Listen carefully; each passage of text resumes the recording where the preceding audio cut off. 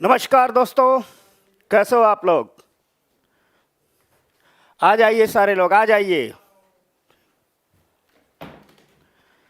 तो आइए चर्चा शुरू करते हैं। कौन कौन भाई लोग आ गए, कुछ लोग गुस्साए भी हैं। ठीक, आलोक के शर्वानी, दिव्या सिंह, गौरव, किसी दीक्षित, सुनीत रानी, रूबी ठाकुर, पूनम सिंह, दिनेश कुमार। गुस्से में कौन है? पूनम सिंह। अच्छा, ये गुस्से नहीं, पार्टी मांग रही है। अंजलि चौहान, योगेश प्रजापति, उपेंद्र कुमार, अजय दुबे, अभिषेक गौतम, परीक्षा टंडन, उपेंद्र कुमार, संदीप साहू, संतोष जानवी, अजय राज, अरविंद कुमार, रूबी, टेक, श्वेता। अच्छा, हैप्पी बर्थडे किसका है? निखिल पवार। रूबी को हैप्पी बर्थडे। अच्छा, रूबी का हैप्पी बर्थडे है तो रूबी को हैप्पी बर्थडे। ठीक, Durgesh Pandey, Ram Ram, Sandeep Sahu, Ram Ram, Upendra Kumar, good afternoon, Divya Singh, good afternoon. तो चलो भाई लोग, आज रूबी का हैप्पी बर्थडे है, उसको हैप्पी बर्थडे पार्टी दे दे रूबी।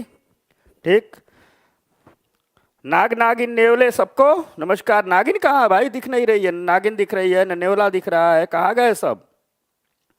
तो चलो आ जाओ, नाग नागिन नेवल आ जाओ, अब शुरू करते हैं बात। तो आज का टॉपिक है रिप्रोडक्शन इन प्लांट, पादप में जनन। आज हम चर्चा करेंगे कि पौधे किन किन विधियों से रिप्रोडक्शन करते हैं, जनन करते हैं। दरअसल ये चर्चा इसलिए जरूरी है कि देखो, प्रकृति की एक विशेषता है और उस विशेषता को कहते हैं निरंतरता, परिवर्तन के साथ निरंतरता। सीधे विज्ञान की भाषा में आ जाए तो उसे कहते हैं निरंतरता। निरंतरता का संदर्भ यहां यह है कि आज के 1000 साल पहले भी आम का पेड़ था, उस पर मोर लगते थे। इस समय लग रहा है थोड़े देर में अमिया बन जाएगी, पका आम बन जाएगा।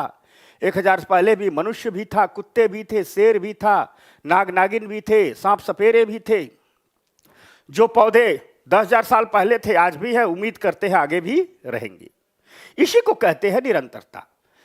हम आते हैं फिर जाते हैं, कोई हमारी जगह आ जाता है। मतलब हम जन्म लिए, मरेंगे, फिर कोई मनुष्य आ जाएगा। कभी ऐसा नहीं होता है कि चलो इस धरती पर ये जो जीवन है 100 साल बाद समाप्त हो जाएगा, फिर से सब कुछ वैसे हो जाएगा। नहीं, इसी को कहते हैं निरंतरता। जीवन है, जीवन था, जीवन रहेगा भी। अब सवाल उठता है, इस जो निरंतरता के वाहक है कौन है?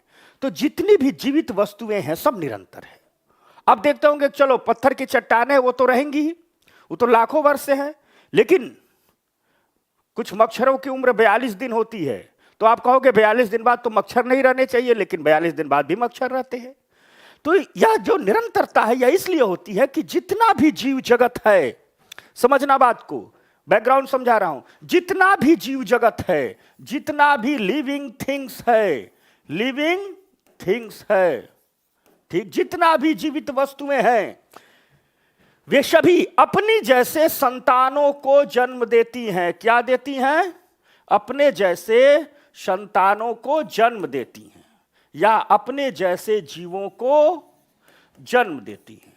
जीवों को जन्म देती हैं, अपने जैसे जीवों को जन्म देती हैं। अब देखते होंगे ये हर जीवित वस्तु की विशेषता।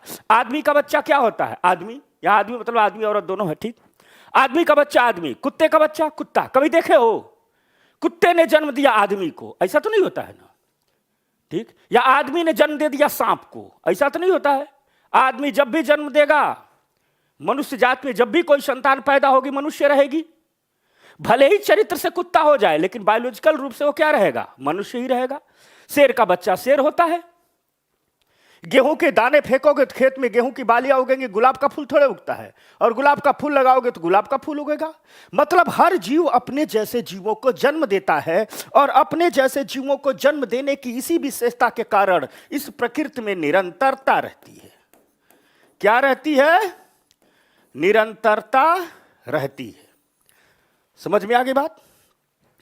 अब जब हम बात करेंगे लिविंग थिंग्स की, तो इसमें, इस लिविंग थिंग्स में प्लांट भी आते हैं, पौधे भी आते हैं, और एनिमल भी आते हैं। यानी चाहे पौधा हो चाहे प्लांट, वो जीवों को जन्म देते हैं। तो कैसे जन्म देते हैं? उस जन्म देने की प्रक्रिया क्या है? उस जन्म देने के लिए हर जीव रिप्रोडक्शन करता है, जनन करता है। अर्थात एनिमल भी जनन करते हैं, ठीक, और पौधा भी जनन करता है। एनिमल भी जनन करते हैं और पौधा भी जनन करता है, और इसी माध्यम से इस प्रकृति की निरंतरता चलती रहती है। यानी हमें 2 चैप्टर पढ़ने होंगे कि एनिमल कैसे जनन करते हैं, रिप्रोडक्शन की विधियां कैसी है। हर जीव में संतान उत्पत्ति करने के तरीके अलग अलग होते हैं। वैसे पौधे भी कैसे जनन करते हैं, उसकी विधियां अलग अलग हैं। कुछ पौधे बीज फेंक दो, गेहूं क्या होता है खेत में बीज फेंक दो, उससे उगेंगे मिट्टी में पौधे। कुछ पौधे ऐसे होते हैं कि जो उन पर छोटे छोटे फल लगते हैं, वो स्पोर में परिवर्तित हो जाते हैं, बिखर जाते हैं हवा से। कुछ ऐसे होते हैं जिनकी डालियां काट के फेंक दो, गुलाब डालियों से ही उगाता है।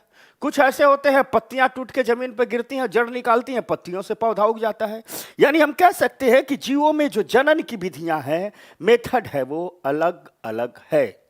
तो आज हम जो पढ़ेंगे कि पौधे कैसे जनन करते हैं, पौधों में रिप्रोडक्शन की प्रक्रिया कैसे होती है, यही आज का टॉपिक है। रिप्रोडक्शन इन प्लांट, पादप में जनन, रिप्रोडक्शन इन प्लांट। आज हम सीखेंगे कि पौधे किन किन विधियों से रिप्रोडक्शन करते हैं, अपने जैसे पौधों का निर्माण करते हैं, और प्रकृति की निरंतरता बनी रहती है। तो समझ में आ गई बात? Anjali Chauhan, good afternoon. समझ में आ गया सबको? बैकग्राउंड समझ गए ना? तो पहले हम पढ़ेंगे प्लांट में रिप्रोडक्शन, फिर आगे आएगा एनिमल में रिप्रोडक्शन, मनुष्य में रिप्रोडक्शन, सब रिप्रोडक्शन हम पढ़ जाएंगे। बड़े शांत हो आप लोग, क्या बात है भाई?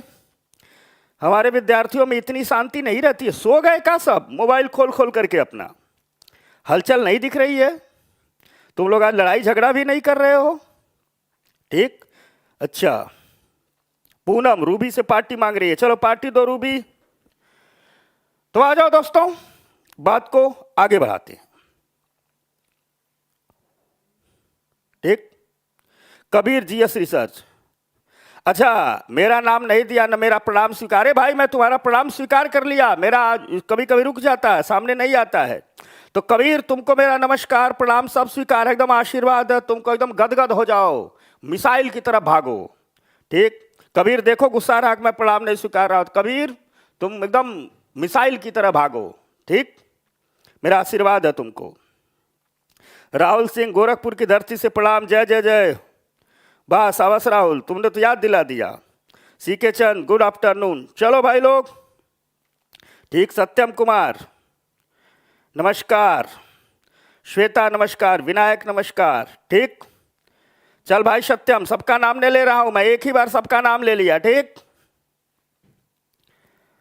चल, तो आज जिसका बर्थडे है वो आ जाए, मैं ही पार्टी दे देता हूं तुम सबको। समझ में आ गई बात?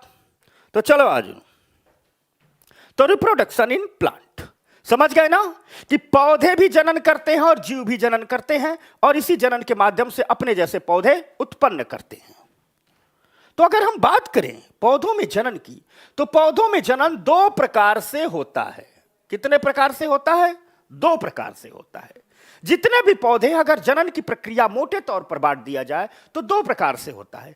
एक को कहते हैं एसेक्सुअल रिप्रोडक्शन और दूसरे को कहते हैं सेक्सुअल रिप्रोडक्शन, अलैंगिक जनन और लैंगिक जनन। याद रखना, कहोगे कि एसेक्सुअल और सेक्सुअल में अंतर क्या होता है?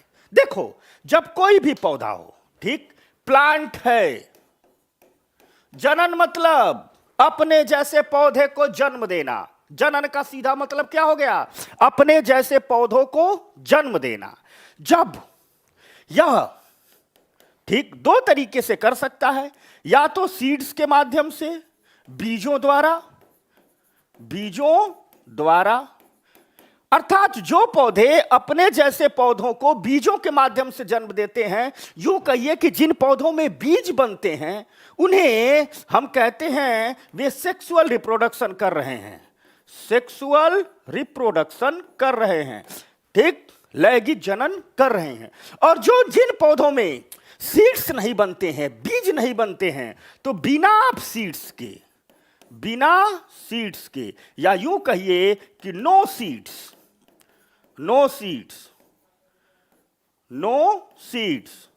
तो बिना बीज के जब ये जनन कर रहे हैं तो इन्हें क्या कह देंगे? एसेक्सुअल कह देंगे, अलैंगिक जनन कह देंगे। अर्थात खेत में आप जाते हो, गेहूं का बीज छींट देते हो, गेहूं का पौधा उत्पन्न हो जाता है, तो क्या है? Sexual reproduction. लेकिन जब आप गुलाब लगाते हो तो गुलाब की टहनी काट के लाते हो, मिट्टी में लगा देते हो। जब आप गुड़हल लगाते हो तो गुड़हल की टहनी मिट्टी में काट के लगा देते हो। आलू जब बोते हो तो देखो ना, उसमें छोटी छोटी कलियां होती है, छोटी छोटी कतरे काट के मिट्टी में डाल देते हो, तो एसेक्सुअल है। गन्ने को छोटे छोटे टुकड़ों में काट करके शुगर केन को मिट्टी में दबा देते हैं, वो क्या है? एसेक्सुअल है। समझ में आ गई बात? ठीक, क्लियर हो गई बात? तो इसी बात को हम अब देखो एक बात और, जब बिना सीड्स के कोई जनन होता है तो एसेक्सुअल होता है।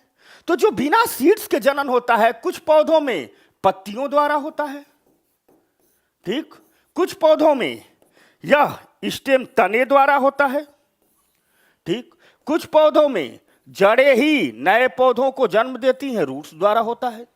कुछ पौधों में क्या होता है कि ऐसा छोटा सा है, जब ये मैच्योर हो जाएगा तो इससे छोटा सा बड्स निकल जाएगा, इसे बड्स कहते हैं, मुकुल कहते हैं। फिर ये बड़ा होगा, जब बड़ा होगा तो यहीं से टूट जाएगा, ये अलग पौधा, इसे मुकुलन द्वारा जनन कहते हैं, जैसे ईस्ट में होता है।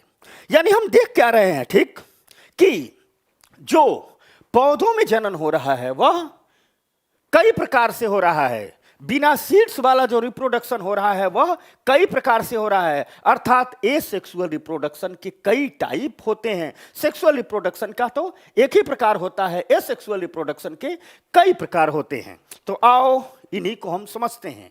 जब हम बात करेंगे तो इसी को हम कह रहे हैं कि दो प्रकार से होता है, एसेक्सुअल और सेक्सुअल। जब हम एसेक्सुअल की बात कर रहे हैं, अलैंगिक जनन की बात कर रहे हैं, कौन है भाई? कौन? पेठा आ गया। चल भाई पेठा, मीठा मीठा शुभ दोपहर। और किसी कोई कुछ पूछ रहा है? ठीक, चल पूनम करे, बहुत सुंदर एक्सप्लेनेशन। ठीक, रूबी ठाकुर, ठीक, रूबी ठाकुर, आप लोग भगवान से बोलो, चल तेरा बर्थडे है, मैं भी तुझे आशीर्वाद दे रहा हूं, एकदम आईएएस बन जाए, और उसमें किसी से बोलने की जरूरत नहीं, 1 साल हमसे पढ़ते रहो, वैसे आईएएस बन जाएगी। ठीक ना रूबी?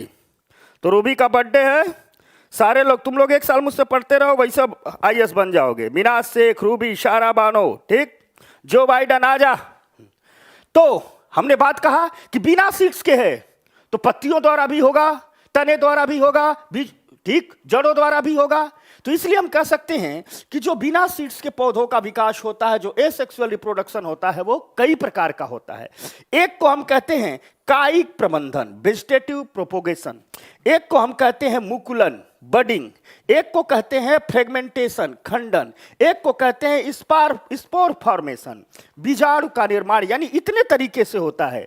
कायिक प्रबंधन, वेजिटेटिव प्रोपोगेशन, जब देखो हमने कहा कि बिना सीड्स के हो रहा है, तो हो सकता है यह पत्ती से भी हो जाए, लीफ, हो सकता है यह स्टेम से भी हो जाए, तने से भी हो सकता है यह रूट से भी हो जाए, या स्टेम, लीफ, रूट, चाहे पत्ती हो, चाहे तना हो, जड़ हो, इसे क्या कहते हैं? इसे पौधे के कायिक भाग कहते हैं। ठीक, इसे वेजिटेटिव पार्ट कहते हैं। यह पौधे के कायिक भाग है। तो जब पत्ती से होगा, स्टेम से होगा, रूट से होगा, तो इसे हम क्या कह देंगे? कायिक प्रबंधन कर देंगे। समझ में आ गई बात?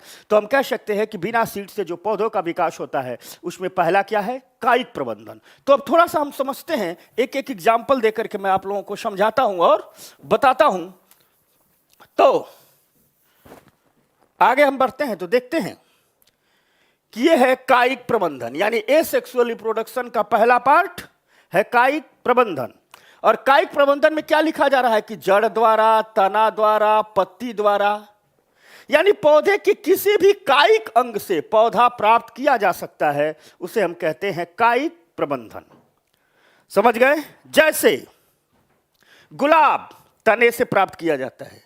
तुम लोग तो गुलाब देखते हो तो केवल फूल ही समझते हो, इसलिए हमने फूल हटा दिया, नहीं सारा दिमाग तुम लोगों का फूल पर चला जाता।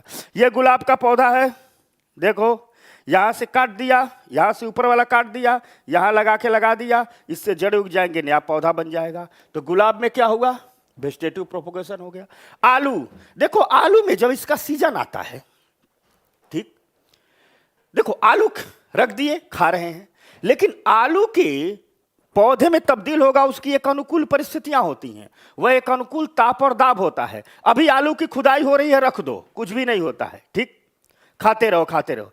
लेकिन जो दिवाली के पहले वाला सितंबर आएगा, आप देखते होंगे कि आपके आलू से आंखें निकलने लगती है, ये जो व्हाइट व्हाइट निकलने लगता है, इसे कहते हैं आलू की आंख, आई कहते हैं, इसे आलू की आंख कहते हैं। हम लोग, आप लोग आलू पता नहीं बोए होंगे, मैं तो खूब बोया हूं बचपन में। तो हम लोग क्या करते थे कि आलू का आंख निकल गया, और जिस आलू से आंखें निकलती हैं वही आलू अच्छा बीज होता है। तो क्या करते हैं, इसको यहां से काट दिए, एक टुकड़ा यहां से कर दिए, एक टुकड़ा यहां से कर दिए, एक टुकड़ा यहां से कर दिए। अब ये टुकड़ा कर दिए, आंख निकली है, इसको ले आकर के मिट्टी में खेत में दबा दिए, खाद पानी डाल दिए, आलू उग जाएगा। समझ में आ गई बात? तो आलू ये किससे हो रहा है? तने से हो जा रहा है, ठीक। एक पौधा होता है ब्रायोफिलम, पत्थर चट्टा, जिनको किडनी में पथरी हो जाती है, उनके लिए बड़ा मजेदार चीज है। अगर किसी को, इस अदरक का पेड़ लग गया है, इसको एक पौधा होता है पत्थर चट्टा।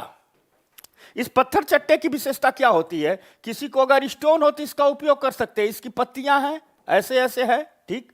पत्तियों में क्या होता है कि, समझाता हूं, यहां से समझाता हूं। देखो मान लो ये पौधा है, ऐसे होता है पौधा, पत्तियां निकली, इससे कई सारी पत्तियां निकली रहती हैं, ठीक। यह पत्ती, यह जमीन से ये जुड़ा हुआ है, ठीक। यह पत्ती जब मैच्योर हो जाती है, परिपक्व हो जाती है, तो परिपक्व होने से पहले से इसमें से जड़ें निकलने लगती है। सपोज दैट यह इस पौधे से जड़ें निकलने लगती, यानी पौधा अभी तने में लगा हुआ है कि इससे जड़ें निकलना शुरू हो गई।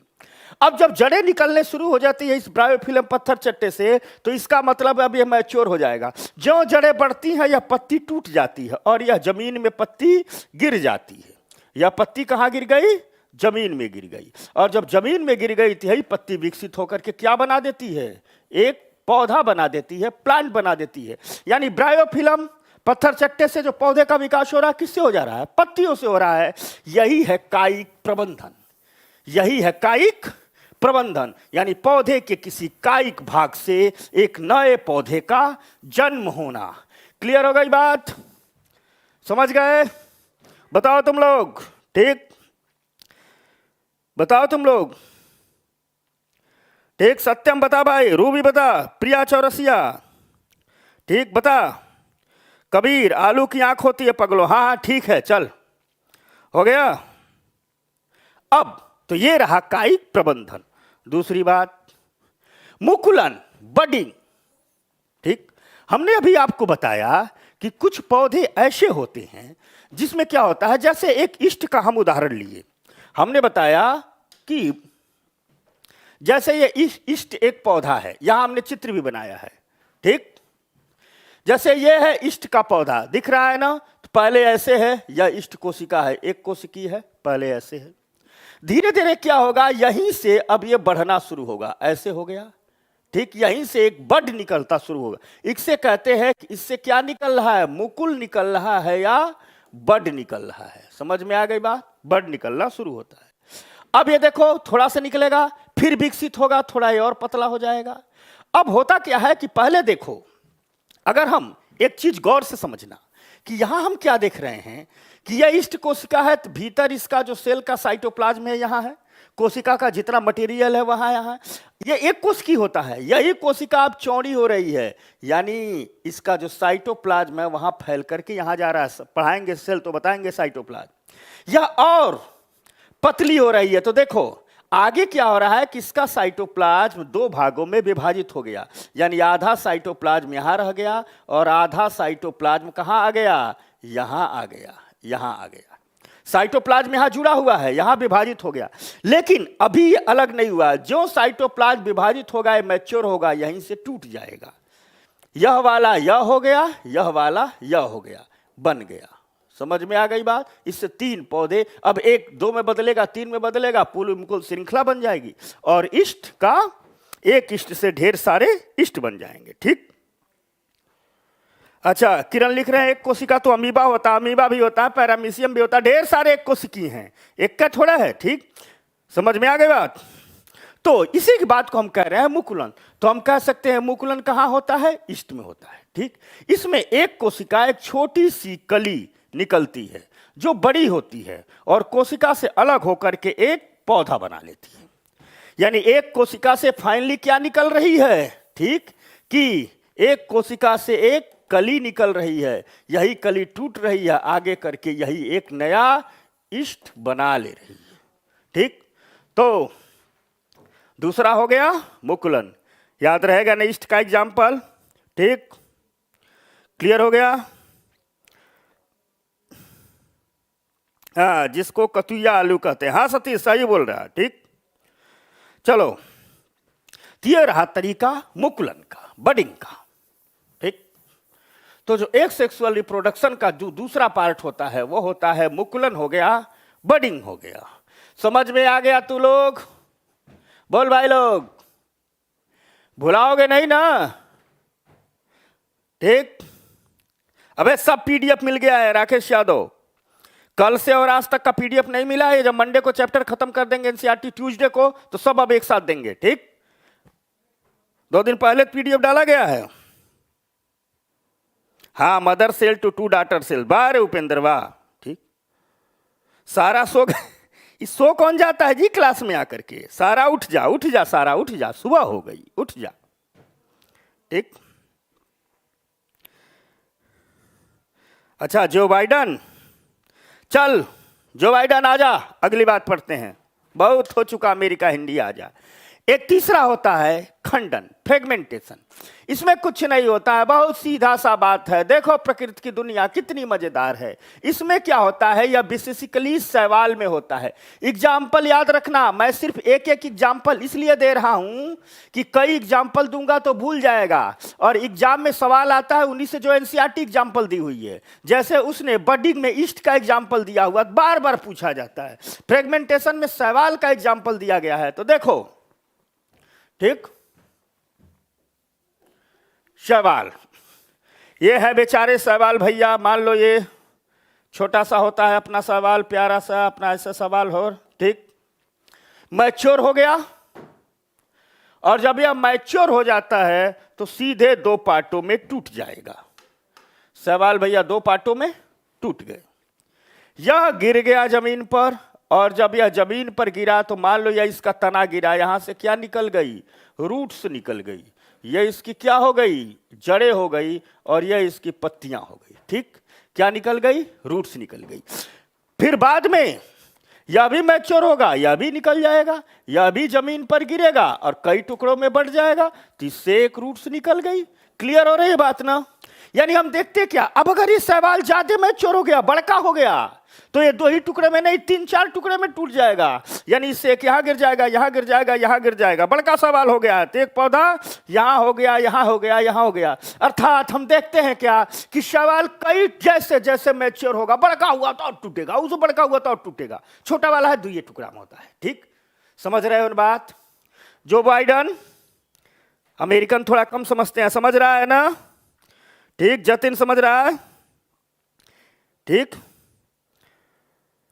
सारा बानो सो गई थी, जग जा, जग जा, जग जा। ठीक, रूबी ठाकुर, चल बढ़िया है। तो अभी कई बन गया, यानी जो सवाल बन रहा है क्या हो रहा है? टूट रहा है, टूट रहा है, फ्रेगमेंट्स में डिवाइड हो रहा है। इसीलिए इसको हम कहते हैं खंडन या फ्रेगमेंटेशन। समझ गए?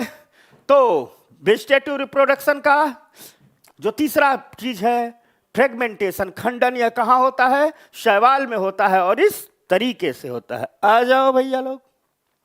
एक है स्पोर फॉर्मेशन, ये बड़ा मजेदार होता है। कई लोग इसको बीज समझते हैं, क्या करोगे? ठीक, गधे भी तो बहुत हैं, तो लेकिन आप लोग तो एकदम चीते की चाल वाले, तेज हो, बाज की नजर वाले हो, गधे तो हो नहीं। अच्छा, अपनी क्लास में बड़ा मजेदार है, कोई गधा नहीं है, सांप नेवला बिच्छू सब है, कोई गधा नहीं है। ठीक ना, गधा लाना भी मत। ठीक, तो देखो अब इसमें क्या होता है, यह विशेष स्तर फंजाई में होता है। इस तरीके का जो रिप्रोडक्शन होता है वह अपनी फंजाई में होता है। किसमें हो गया? फंजाई चाची हैं ये। अच्छा, कमला बुआ है ना, ठीक, कमला बुआ की ही पड़ोसन है फंजाई, तो कवक, ठीक, कवक। अब इसमें होता क्या है? दिखने में यह बीज वाला है लेकिन है नहीं। कवक क्या होता है? जब कवक, यह है कवक, कवक जाल, जड़ों को कवक जाल बोलते हैं, यह उगा। जब ये बड़ा होता है तो इसमें गोल सी संरचना ऐसे हो जाती है। जब ये बड़ा हुआ तो इसमें ऐसे क्या हो गई? गोल सी संरचना हो गई, या गोल सी, इसमें लिक्विड भर, देख ही रहे हो। और इसमें छोटे छोटे जाल ऐसे लिक्विड भरा हुआ है।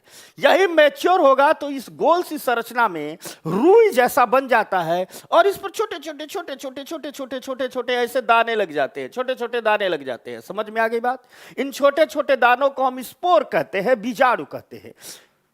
दाने जैसे हैं, दाने नहीं है, बीज नहीं है, इन्हें हम क्या कह रहे हैं? स्पोर कह रहे हैं। अर्थात कवक बूढ़ा हो गया, अब जाने वाला है। और बूढ़ा होने की पहचान क्या है? किसमें क्या लग गया? स्पोर लग गया, बीजाणु लग गया। अब क्या होगा? हवा का आएगा झोंका, तेज पवन बहेगी, ठीक। और जब जायसी जी ने लिखा ना अपने पद्मावत में कि बरसे ठीक, कि चलती पवन झकोरी झकोरी। पद्मावत जिस पर सिनेमा बना था ना, वो क्या है? मलिक मोहम्मद जायसी का ग्रंथ है, तो उसमें लिखते हैं कि बरस चलती पवन झकोरी झकोरी। तो झकोरी झकोरी मतलब क्या? लहराती हुई पवन चल रही है। झकोरी झकोरी मतलब झाड़ झंझाल नहीं होता है। तू लोग कौनो अर्थ लगा देगा, ठीक ना, ठीक। चल, रीमा नोट्स बना रही है, चल बढ़िया है, ठीक। अच्छा, 4 नंबर का पेन यूज करें। चल देख, बता भाई लोग, 1 2 3, ये चल, ये साफ दिखता नहीं है तो क्या हो गया? इसमें क्या हो गया? स्पोर बन गया। अब झकोरी झकोरी पवन चलेगी, समझता है? झकोरी झकोरी लहराती हुई पवन चलेगी, तो ये भी लहराएगा इसे इसे। और जब ये लहराएगा तो इसका सारा स्पोर क्या हो जाएगा? बक बुरबक बोल रहा है। 4 नंबर का पेन चला, उसे तो और नहीं दिख रहा है, गधा है कहा उधर। तो ये लहराएगा इसे ऐसे, और जब लहराएगा तो इससे एक स्पोर यहां निकलेगा, इससे स्पोर चारों तरफ ऐसा बिखर जाएंगे, इधर उधर, यहां बिखर गए, यहां बिखर गए, कहां बिखर गए। और जहां बिखरेंगे, मान लो एक यहां गया है, लग गया, यही मिट्टी से वो नमी लेगा। क्या लेगा?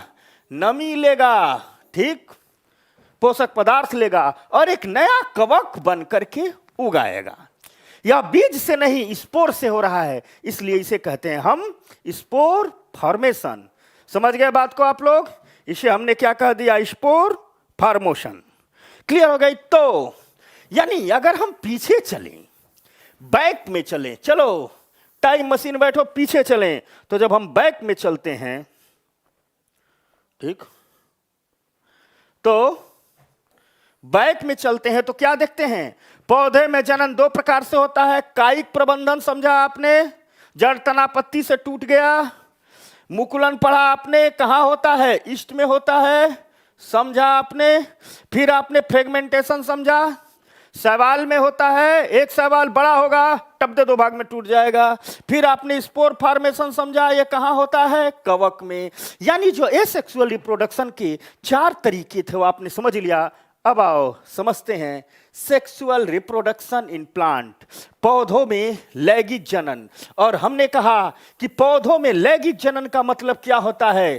कि ऐसे पौधे लैंगिक जनन करते हैं जो सीड फॉर्मेशन करते हैं, बीज बनाते हैं। यानी हम कह सकते हैं कि लैंगिक जनन में मिट्टी में बीज गिरता है और उस बीज से नए पौधे का निर्माण होता है। यह पूरी प्रक्रिया अलग से, यह प्रक्रिया अलग होती है। तो आओ पढ़ते हैं सेक्सुअल रिप्रोडक्शन। इसमें फूल पत्ती, ठीक। याद करो एक दिन एक चैप्टर पढ़ाए थे 6ठी एनसीईआरटी में, फ्लावर, साइलेंट मानसून। अबे मानसून भी साइलेंट होता है, कौन नाम है साइलेंट मानसून? शोर करता हुआ मानसून। मानसून साइलेंट कैसे हो सकता है? नाम बदल, ठीक। चलो, तो देखो एक दिन छोटा भीम आ गया। हेलो सर, बोल छोटा भीम। अच्छा शिवांगी बोल रही मैं थोड़ा लेट आई, तो बाद में थोड़ा सा करके वीडियो देख लेना, यहीं से रहा। आजा शिवांगी। तो सेक्सुअल रिप्रोडक्शन, लैंगिक जनन, याद है एक दिन हमने फूल समझाया था आपको, फूल वाली क्लास याद है? और क्या कहा था कि ये जो फ्लावर है, फ्लावर बनाएं, लेकिन बनता भी तो नहीं है मुझसे, चलो फ्लावर बनाते हैं, यही बना दें। हमने एक दिन कहा था चल ये फ्लावर है, मान लो ये फ्लावर, अरे थोड़ा फूल जैसा बनाने, रुक जा भाई लोग, मान ये कोई फ्लावर है, यहां बनाते हैं, ऐसे होता है, ये तो इसके बीच वाला हिस्सा है, बनाना फूल, वाह वाह वाह वाह, शानदार फूल बन गया, चलो यह फ्लावर है, ठीक। इस पर छोटे छोटे पॉलन ग्रेन टाइप के लगे रहते हैं, सॉरी ये एंथर लगे रहते हैं छोटे छोटे, इस पर अभी समझाएंगे। उस दिन समझाया था ना ये कौन पार्ट है, क्या पार्ट है, इस पर हरी हरी पत्तियां लगी होती हैं, इस पर हरी हरी पत्तियां लगी होती हैं, यहां नीचे हरी हरी पत्तियां लगी होती हैं, ठीक। हमने आपको समझाया था, याद करो, कि आप लोगों के लिए फूल क्या है, मोहब्बत का प्रतीक है। किसी से प्यार करना होता हो तो फूल देते हैं, अब किसी से लड़ाई करना होता तो फूल नहीं देते हैं। कोई मर जाता है तो उस पर फूल चढ़ाते हैं, मतलब सम्मान का प्रतीक है। फूल हमारे लिए क्या है, साधारण मनुष्य के लिए हमारे लिए फूल क्या है, फूल हमारे लिए प्यार का, फूल हमारे लिए सम्मान का। किसी का बर्थडे होता है तो बुके दे देते हैं, वो कहाँ गई बर्थडे वाली, रूबी का आज बर्थडे था ना, तो चल रूबी को ये ऑनलाइन फूल, ठीक, ये बर्थडे बुके है रूबी का, ठीक, समझ गए रूबी, ठीक। अच्छा विकास कह रहा मुझसे भी नहीं बनता फूल, ठीक, चलो अच्छा मानसून ही बनाओ, मानसून ही ठीक है, चल भाई तू मानसून ही रह, देख, ठीक। अच्छा चल कमांडो का लोगो बन गया, चल ठीक है। तो हमारे लिए फूल क्या है, हमारे लिए फूल मोहब्बत का प्रतीक है, हमारे लिए फूल सम्मान का प्रतीक है। जिंदा आदमी से मोहब्बत करते हैं, लड़का लड़की प्यार करते हैं तो एक दूसरे को फूल देते हैं। लेकिन अब बूढ़े की मैरिज एनिवर्सरी रहोगे तो उसको क्या कर दो, उसको जब फूल दोगे तो क्या दोगे, लो, तो उसके लिए सम्मान का प्रतीक है। अब कोई मर गया तो जाकर उसकी अर्थी पर फूल चढ़ाते हैं, तो यह भी हमारी सम्मान और भावना का प्रतीक है, ठीक। तो सिंबल हमारे लिए फूल खुशियों का है, सम्मान का है, प्यार का है। और बाहर जब देखते हैं तो लगता है अच्छा बड़ा सुंदर लग रहा है, लेकिन प्रकृति के लिए ऐसा कुछ नहीं है, ठीक। प्रकृति के लिए यह जो फूल है, यह प्रकृति का रिप्रोडक्टिव ऑर्गन है, किसी भी पौधे का रिप्रोडक्टिव ऑर्गन है, रिप्रोडक्टिव ऑर्गन है, क्या है, रिप्रोडक्टिव ऑर्गन है। यह किसी का जनन अंग है, इसी के माध्यम से जनन होता है। अब देखो कहोगे तो फिर सारा काम तो ये सब होता है, और रिप्रोडक्टिव ऑर्गन में क्या होता है, यह मेल रिप्रोडक्टिव ऑर्गन है या फीमेल रिप्रोडक्टिव ऑर्गन है। कहोगे यह जब मेल रिप्रोडक्टिव ऑर्गन है और यह जब फीमेल रिप्रोडक्टिव ऑर्गन है तो इस लाल कलर की पंखुड़ियों का काम है। तो उस दिन हमने बताया था कि प्लांट में जो रिप्रोडक्शन होता है उसका बड़ा माध्यम बनती हैं कीट पतंग, तितलियां कितनी प्यारी होती हैं।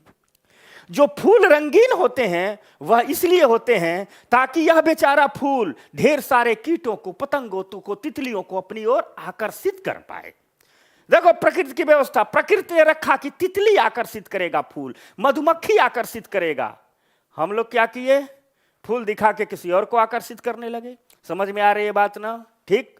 तो जो पौधे का रिप्रोडक्टिव ऑर्गन है, रिप्रोडक्टिव पार्ट है, वह क्या है, फ्लावर है। और इसीलिए यह जो फूल होता है उसकी जो पंखुड़ियां होती है वह कलरफुल होती हैं कि आओ कीट आओ, रंग है, आकर्षित हो जाओ, आओ पॉलिनेशन कराओ, ठीक।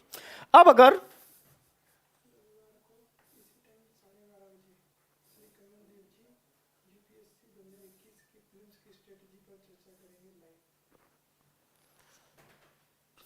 ठीक,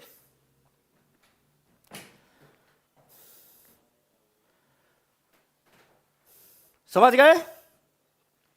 एक आप लोगों के लिए बहुत महत्वपूर्ण सूचना, ठीक, सबसे बड़ी सूचना, परसों 12:30 बजे आप सबके लिए एक गिफ्ट है, सरप्राइज गिफ्ट है।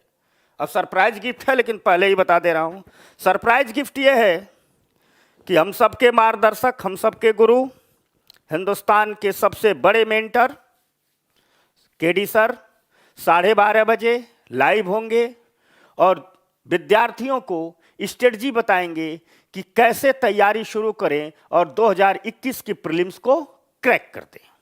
ठीक, क्योंकि 2021 की प्रीलिम्स फॉर्म कल ही निकला है, शायद 1 जून को एग्जाम होने वाला है, और ये जो 3 महीना है वो 3 महीना पढ़ाई का नहीं, लड़ाई का महीना है। और याद रखना, पढ़ाई नहीं, लड़ाई। और लड़ाई में रणनीति जरूरी होती है। लड़ाई में वेपन्स तो चाहिए, वेपन्स को यूज कहां करेंगे यह जरूरी होता है।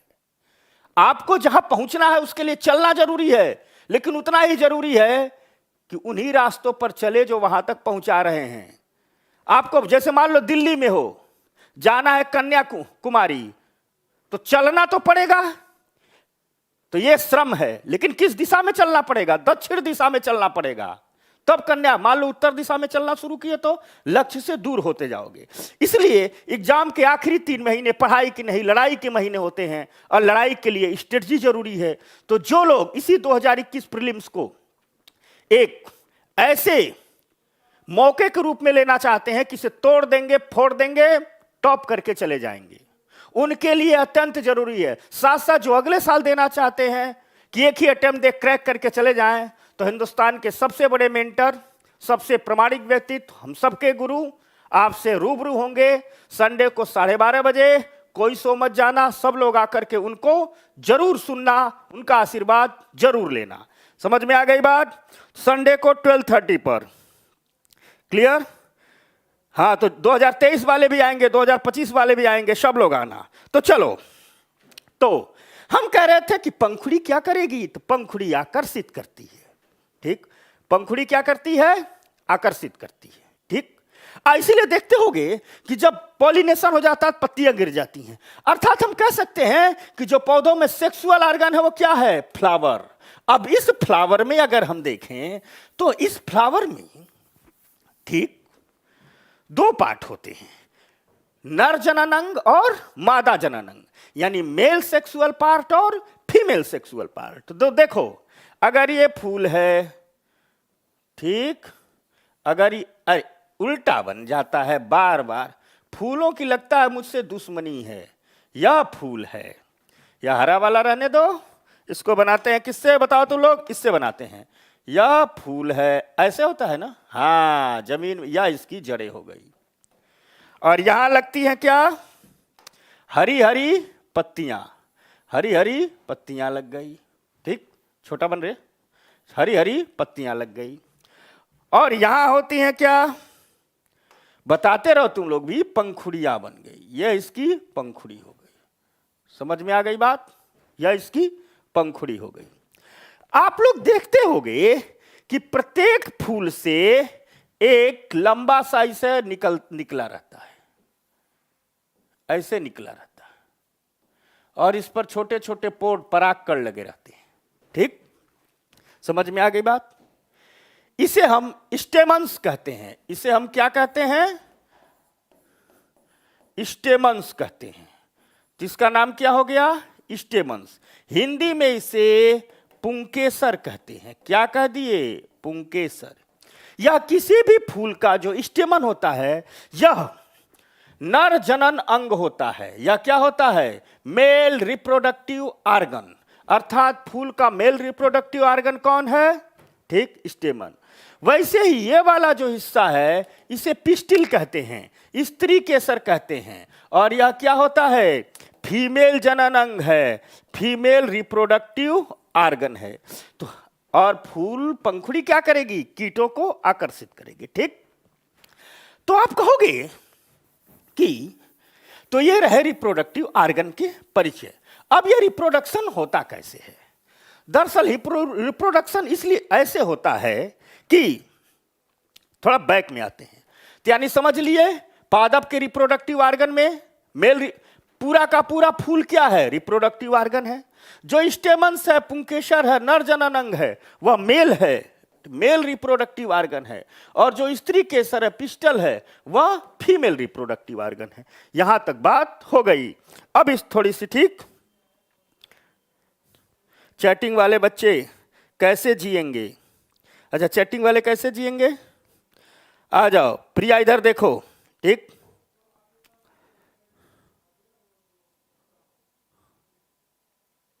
अच्छा साइलेंट मानसून, चल आजा साइलेंट मानसून, इधर आओ। अब हम कह रहे हैं कि यह फूल से ही रिप्रोडक्शन होता है। तो फूल से रिप्रोडक्शन कैसे होता है तो समझाते हैं। देख लो, फूल से जो रिप्रोडक्शन होता है उसे हम कहते हैं पॉलिनेशन या परागण। यानी पुष्प में जो रिप्रोडक्शन होता है उसे हम क्या कहते हैं? परागण। अब कभी कभी क्या होता है कि समझना कि यह फूल बनाने दो, रुको, हल्ला मत करना। यह ठीक,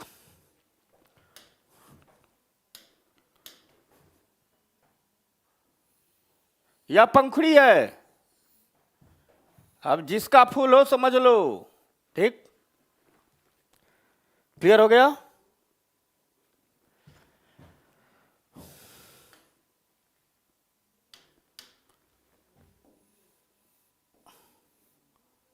इस पर परागकण लगे हुए हैं। ठीक, समझ में आ गई बात?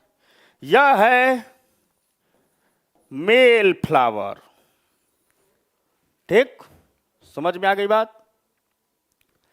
दूसरा भी एक फूल है,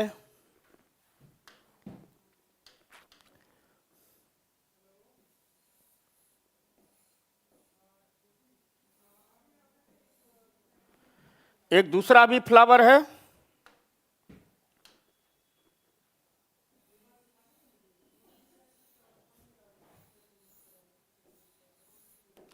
ठीक, ये मान लो दूसरा फ्लावर है, इसमें भी ये लगा हुआ है।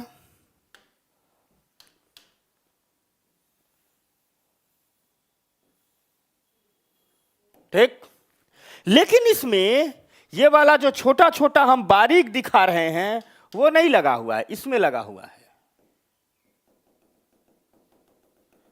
ठीक, इस बारीक को हम कहते हैं, जहां लगा हुआ है वह मेल है, जहां नहीं लगा हुआ है फीमेल है। समझना। अब जो ये बारीक वाला है इसे हम कहते हैं पॉलेन ग्रेन। इसे हम क्या कहते हैं? परागकण। परागकण। समझ में आ गई बात? और इसे हम कहते हैं स्टिग्मा। इसे हम क्या कहते हैं? स्टिग्मा, वर्तिकाग्र हिंदी में। ठीक, यह हो गया। अब देखो होगा क्या आगे? क्या होगा आगे? कुछ नहीं होगा। होता क्या है कि देखो, दो फूल मेल और फीमेल अलग अलग हैं। इसका ये पॉलेन ग्रेन उड़ करके किस रंग से बनाऊं बता तो लोग? चलो इस पीला वाले से बनाऊं। इसका ये पॉलेन ग्रेन उड़ करके इसके स्टिग्मा पर पहुंच गया। पीला वाला दिख रहा है? ठीक, यहां से उड़ करके क्या पहुंच गया? यहां पहुंच गया। अब मान लो या तो और जो यहां पहुंच गया उसी को हम कह दिए, यानी परागकण स्टिग्मा पर पहुंच गया तो क्या हो गया? परागण हो गया। ठीक, परागण हो गया, पॉलिनेशन हो गया। यानी पॉलेन ग्रेन के स्टिग्मा पर पहुंचने को ही हम क्या कहते हैं? पॉलिनेशन। फूल में प्रक्रियाएं शुरू हो गई रिप्रोडक्शन की। ठीक, तो अगर हम पहली बात करें कि पॉलिनेशन,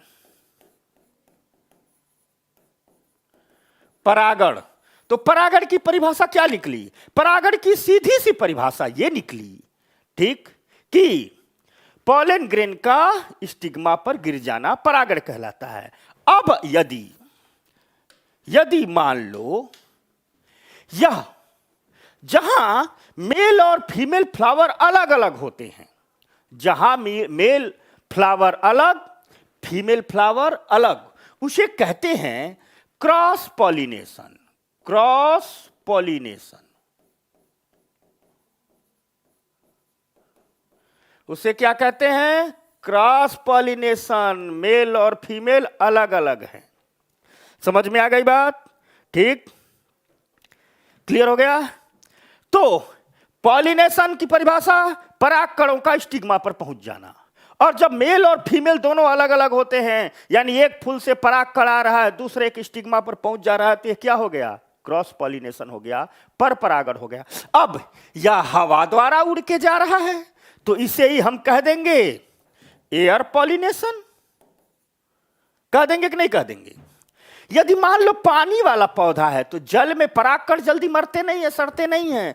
हल्की सी पवन बहेगी, झकोरी झकोरी, समझ गए ना? और यह क्या हो जाएगा? पॉलन ग्रेन पानी पर गिर जाएगा, बहते हुए जाएगा, दूसरे के पर पहुंच जाएगा। तो इसे हम क्या कह देंगे? Water pollination. ठीक, समझ में आ गई बात? अब मान लो यह भी नहीं हो रहा है, न एयर से हो रहा है, न वाटर से हो रहा है। बड़ा सुंदर है, कोई तितली आएगी, सोचेगी थोड़ा बैठ जाए, थोड़ा इसका रस चूस ले।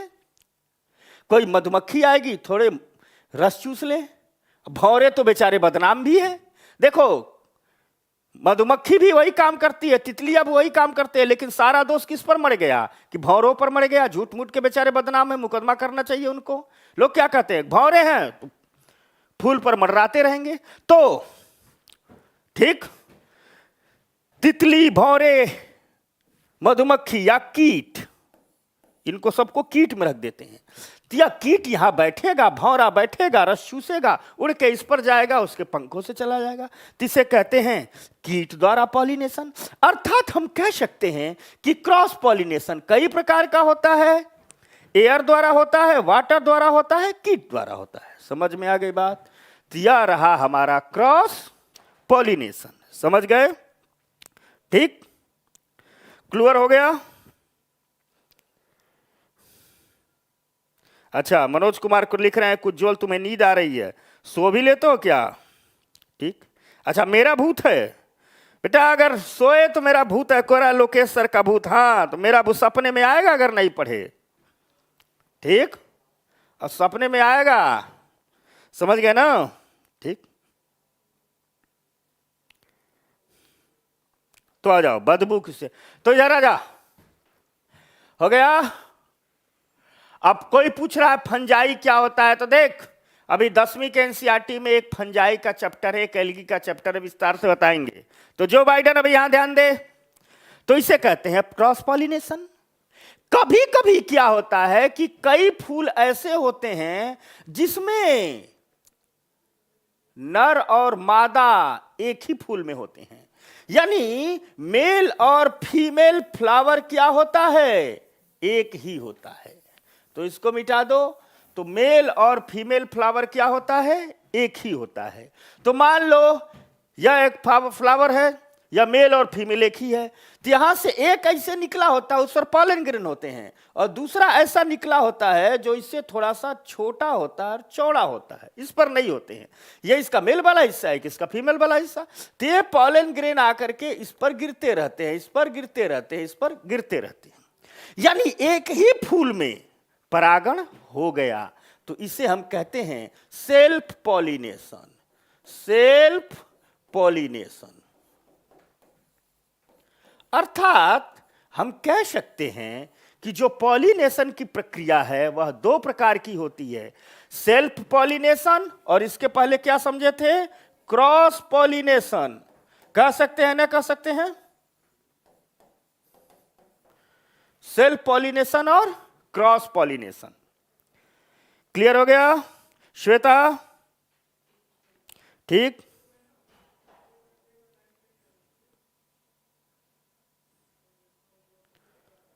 चल भाई।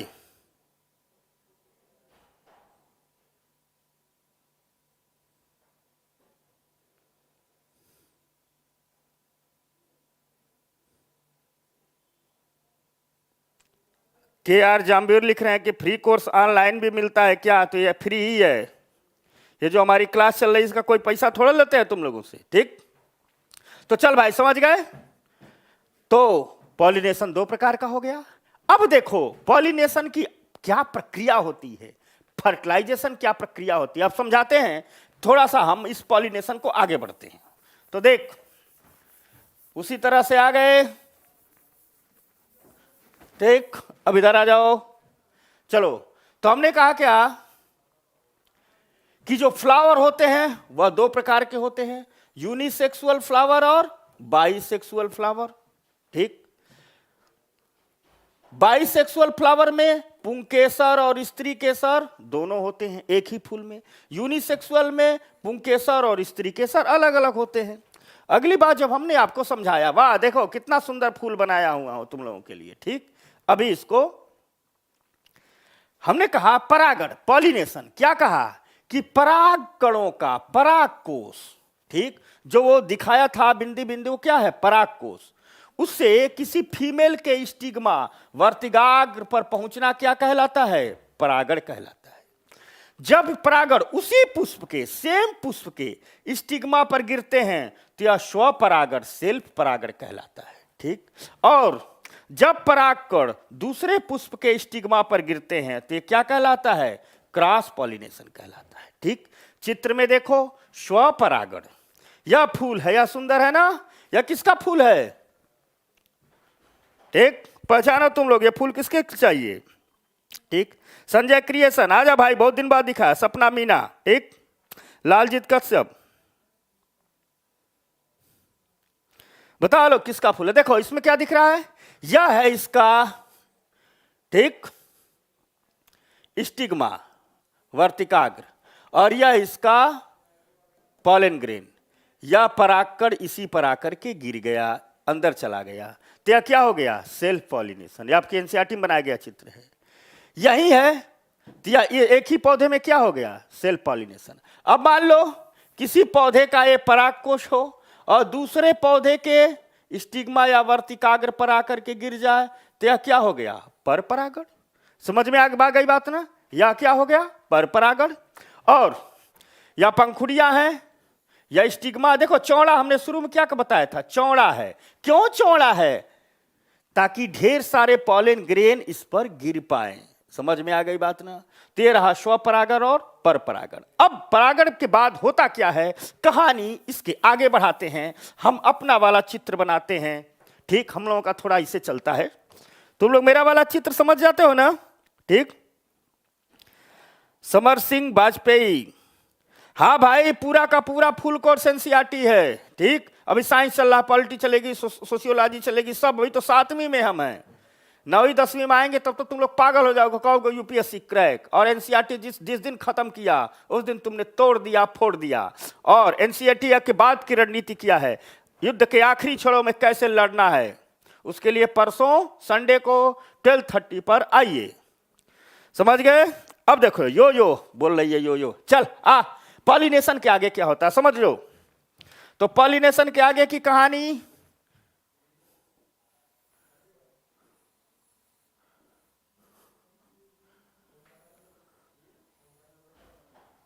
ठीक,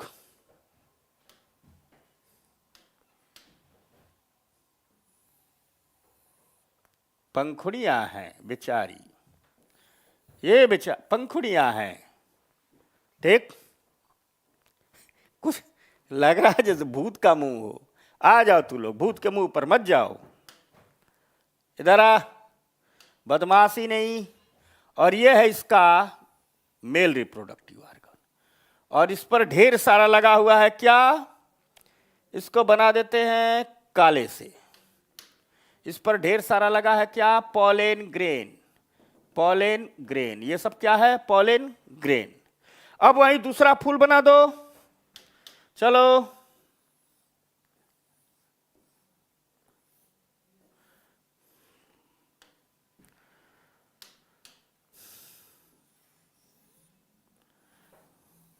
ठीक, इस पर दिखा दो, यह हो गया दूसरे फूल का स्टिग्मा। यह थोड़ा सा क्या होता है, चौड़ा होता है, यह थोड़ा सा चौड़ा होता है। समझ में आ गई बात। अब होता क्या है समझना, ये आकर के इस पर गिरेगा, पॉलन ग्रेन आकर के क्या हो गया, इस पर गिर गया। ठीक, गिर जाता है। और गिरने के बाद इससे एक पाइप निकलती है, तोड़ते हुए पाइप निकलती है, और इसी पाइप के रास्ते से पॉलन ग्रेन अंदर आता है, आया और इन दीवारों को तोड़ेगा, तोड़ दिया, और तोड़ करके ये फीमेल फ्लावर का ओवरी है, ठीक, समझ में आ गई बात, तोड़ दिया, और तोड़ करके यहीं पर फीमेल फ्लावर का फीमेल पार्ट होता है, ये आ गया, ठीक, इसके ओवरी में ये पॉलन ग्रेन प्रवेश कर गया, यानी पॉलन ग्रेन फीमेल फ्लावर के ओवरी में प्रवेश कर गया। इसे ही कहते हैं फूल का निषेचन। फूल का क्या कह दिए? निषेचन। निषेचन हो गया, यानी निषेचन पॉलिनेशन की अगली प्रक्रिया है। तो निषेचन और पॉलिनेशन में अंतर क्या है? तो सुन लो, पॉलन ग्रेन का फीमेल फ्लावर के स्टिग्मा पर पहुंचना पॉलिनेशन कहलाता है। सिर्फ परागकण कहां पहुंच गए? फीमेल के स्टिग्मा पर। और जब यह परागकण किसी फीमेल फ्लावर के ओवरी में पहुंच जाते हैं तो यह क्या कहलाता है? निषेचन कहलाता है। अंतर समझ गए? यानी परागकणों का फीमेल के स्टिग्मा पर पहुंचना, स्टिग्मा पर पहुंचना क्या कहलाएगा? पॉलिनेशन कहलाएगा। और वही ओवरी में पहुंचना क्या कहलाएगा? निषेचन कहलाएगा। तो पॉलिनेशन की अगली प्रक्रिया क्या हो गई? निषेचन हो गई। अब जो निषेचन हुआ, कंप्लीट हो गया, अब क्या होगा? अब जो होगा क्या, फूल बेचारा रंगीन पंखुड़ियां क्यों थी? कीटों को आकर्षित करने के लिए। निषेचन तो हो गया, तो पंखुड़ियां क्या हो जाएंगी? पंखुड़ियां गिर जाएंगी, काम खत्म, गिर गई। अब इसके बाद यह फीमेल पार्ट मैच्योर होगा और इसका जो पूरा ओवरी है,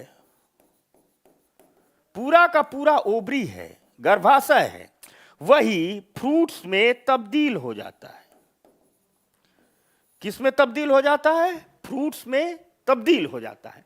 यानी जो हम फल खाते हैं, सेव खा रहे हैं, वो क्या है? ओवरी खा रहे हैं, किसी फूल का ओवरी खा रहे हैं। और इसके भीतर का, ओवरी के भीतर का जो अंडाशय होता है, ओवम होता है, वह सीड्स में तब्दील हो जाता है, सीड्स में तब्दील हो जाता है। इस प्रकार पूरी की पूरी पॉलिनेशन की प्रक्रिया कंप्लीट हो जाती है। समझ में आ गई बात? ठीक, बस 2 मिनट और। इस तरह से अब इसी को हम यहां समझेंगे। तो यह हो गया स्वपरागण और परपरागण, समझ गए थे? आगे बढ़ोगे, ठीक। निषेचन, देखो इस निषेचन को कितना बढ़िया चित्र द्वारा समझाया गया है। परागकण यहां पहुंच गया है, यानी परागण हो चुका है। परागकण पहुंच गया है, यानी परागण हो गया है। अब जब परागकण यहां पहुंच गया है, तो जो परागकण यहां पहुंच गया, अब यह जर्मिनेट होने लगेगा, यानी इसके भीतर एक पाइप निकलने लगी है, निकल गई पाइप, ठीक, समझ में आ गई बात? अब यही पाइप, अब देखो इस फूल, इस मादा फ्लावर में काट करके दिखाया जा रहा है, यह पूरा का पूरा जो व्हाइट वाला हिस्सा है, यह क्या है? पूरा का पूरा ओवरी है, पूरा का पूरा ओवरी है। और ओवरी के भीतर यह जो गोल वाला हिस्सा दिख रहा है, यह एग सेल है, अंड कोशिका है। समझ में आ गई बात? क्लियर हो रहा है ना? मैं दिख रहा हूं ना? चल ठीक है। अब ये अंकुरित हो गया, यह पूरा ओवरी है, काट करके दिखाया जा रहा है, इसके भीतर, ओवरी के भीतर एक सेल है। अब अगला स्टेप क्या होगा? देखो, यह अंकुरित होते हुए, तो मैंने कहा था ना पाइप बनाएगा, यह इस पाइप से यहां आ गया, यहां पहुंच गया, और जो यहां पहुंच गया, अंड कोशिका में क्या हो गया? जाइगोट का निर्माण हो गया, यानी फर्टिलाइजेशन हो गया। अब यह जो जाइगोट बना है, यही तब्दील होगा किसमें? सीड्स में, बीज में, और यह पूरा का पूरा हिस्सा किसमें तब्दील हो जाएगा? फ्रूट्स में, ठीक, फल में। तो समझ गया निषेचन? क्लियर हो गया? ठीक, इसी के चांद। अच्छा, तुझे नहीं दिख रहा है? ठीक, अरे मैं किनारे चला गया हूं, चल। क्लियर? ये रही कहानी, आगे आ जाओ। तो वही बात को हम कह रहे हैं कि जो ओवरी होता है वो किस में विकसित हो जाता है, ठीक, वह फ्रूट्स में विकसित हो जाता है, ठीक, और ओव्यूज जो होता है, बीजांड जो होता है, वह बीज में विकसित हो जाता है। और इस तरीके से हम फल भी खाने को मिल जाता है, बीज भी खाने को मिल जाता है। जब हम रोटी खाते हैं तो क्या खाते हैं, बीज का ही तो आटा बनाकर खाते हैं। ओवरी खाते हो तो क्या खाते हैं, फल ही तो खाते हैं। समझ गए बात को? तो इस तरह से टॉपिक खत्म हो गया। अब 2 इंपॉर्टेंट सूचना, सारे लोग सोए तो नहीं, पहले बोलो यस यस, ठीक। विकास यादव, मजा आ गया। अच्छा, एग्जाम रस दीवाना तो अभी मिला है। अबे दीवाने कहां थे भाई, अभी एक्टिव सो गया था क्या, ठीक। सिट परोल, रानी बारिया। तो दोस्तों कल है सैटरडे, अब हम सैटरडे रखा करेंगे छुट्टी, समझ गए? थोड़ा दिन छुट्टी भी चाहिए, मैं भी घूम लूँ, तुम लोग भी घूम लो। मंडे टू फ्राइडे ही क्लास रहेगी, ठीक। तो कल है सैटरडे छुट्टी, संडे 12:30 पर आइए, ठीक। और आखिरी लड़ाई को कैसे विजय में तब्दील कर दें, सिविल सर्विसेज तैयारी की बेहतर रणनीति क्या हो सकती है, हिंदी माध्यम का जो रिजल्ट घट रहा है वो प्रीलिम्स में ही बाहर हो जा रहा है, कैसे उसको बदल दिया जाए, ठीक, और कैसे यूपीएससी प्रीलिम्स को 2 महीने की पढ़ाई में क्रैक कर दिया जाए। तो आखिरी लड़ाई के सूत्र समझिए, हम सबके मार्गदर्शक, हम सबके गुरु से, हमारे भी आपके भी सबसे, ठीक। केडी सर 12:30 बजे लाइव होंगे, आप उनसे जरूर सुनिए और जो कहे उसको 100% पालन कीजिए, आप सफलता के पर्याय बन जाएंगे। मैं आपसे कल छुट्टी मनाऊंगा, आप भी मनाओ, परसों क्लास करो। मंडे को एनसीईआरटी सीरीज में 7वीं में फिजिक्स के टॉपिक बने हैं, मंडे और ट्यूसडे में खत्म करके आगे बढ़ते हैं, ठीक। तो चलो, रूबी को हैप्पी बर्थडे, जो बाइडन, विनायक कुमार, जतिन, श्वेता, सारे लोगों को बाय बाय। 2 दिन के लिए वीकेंड मनाओ, परसों आओ पढ़ो, मिलेंगे मंडे 12:30 पर। बाय बाय, धन्यवाद।